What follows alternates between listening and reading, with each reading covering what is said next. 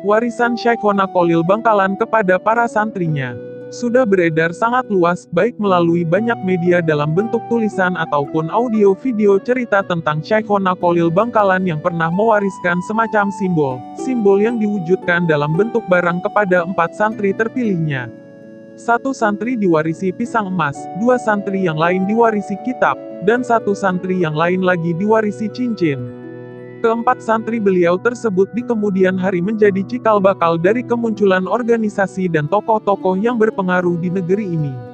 Saya tidak memberitahukan nama, karena pada cerita ini saya ingin berfokus mencoba, merenungi, mencari manfaat dari simbol-simbol tersebut khususnya pada tataran nilai. Ada seorang tokoh yang mengatakan bahwa simbol-simbol tersebut adalah kunci-kunci sejarah negeri ini, yang bisa jadi solusi atas permasalahan bangsa dan negara yang sedang dialami negeri ini. Dalam hal ini saya tidak bisa berbicara lebih mengingat saya tidak punya hak apa-apa untuk hal tersebut. Juga minimnya pengetahuan sejarah otentik tentang hal tersebut.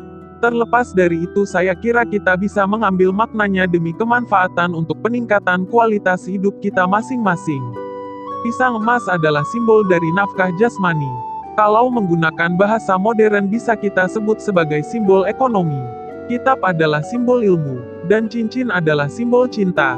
Saya kira jika diurutkan simbol tersebut bisa menjadi semacam lapisan nilai yang susunannya sebagaimana yang berlaku pada buah.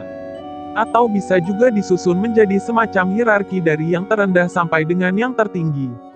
Kalau secara lapisan, pisang emas yang menyimbolkan ekonomi adalah kulit terluarnya. Kitab adalah lapisan di dalam kulit, dan cincin adalah lapisan inti. Kalau menggunakan hierarki, pisang emas yang menyimbolkan ekonomi berada di paling bawah. Kitab yang merupakan simbol ilmu berada di atasnya.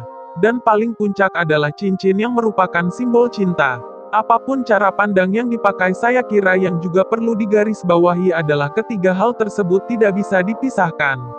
Ekonomi sebagai kebutuhan dasar terutama untuk memenuhi kebutuhan fisik dalam rangka mempertahankan kehidupan tidak bisa lepas dari ilmu dan cinta. Bisa kita lihat, kalau prinsip ekonomi satu-satunya yang kita pakai sebagaimana zaman modern sekarang ini kehidupan tidak akan berlangsung dengan baik-baik saja. Banyak terjadi ketimpangan, ketidakseimbangan sosial. Cara berpikirnya menjadi sebatas untung rugi. Tidak masalah mengorbankan kemanusiaan, yang terpenting adalah mendapatkan keuntungan. Maka ekonomi harus dibimbing dengan ilmu. Dan ternyata itu juga belum cukup.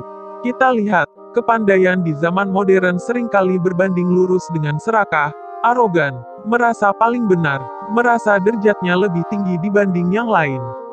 Oleh karenanya kedua hal tersebut harus dibimbing oleh cinta. Cinta membimbing manusia menjadi bijaksana dalam mencari nafkah jasmani dan mempergunakan ilmu. Dengan seperti itu semakin pandai seseorang semakin bijaksana hidupnya, beradab, mencintai manusia dan kemanusiaan. Referensi dalam hal ini bisa kita lihat langsung dalam sejarah hidup Nabi Muhammad. Nabi Muhammad yang oleh Sayyidina Ali dijuluki sebagai Madinatul Ilmi, kotanya ilmu, tak pernah arogan. Diludahi tak pernah membalas dengan meludahi. Ketika si peludah sakit, Nabi Muhammad orang yang selalu diludahinya menjadi yang pertama kali menjenguknya. Ketika diejek pengemis tua yang tunanetra beliau juga tidak lantas marah dan menghardiknya. Beliau memutuskan untuk bersikap yang saya sangat jarang diambil oleh kebanyakan manusia, memuliakan pi pengemis dengan cara memberikan kurma dengan cara menyuapkannya setiap pagi.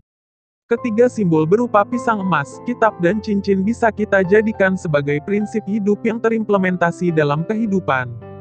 Puncak dari ketiga simbol itu adalah cinta, tanpa menafikan ilmu dan ekonomi. Itulah hal yang kini hilang. Entah ketelingsut di pojok-pojok zaman atau sebenarnya berada di depan mata, namun kita enggan untuk mengaisnya. Itu harus segera dicari, apalagi yang bisa diharapkan dari zaman yang darurat cinta semacam ini.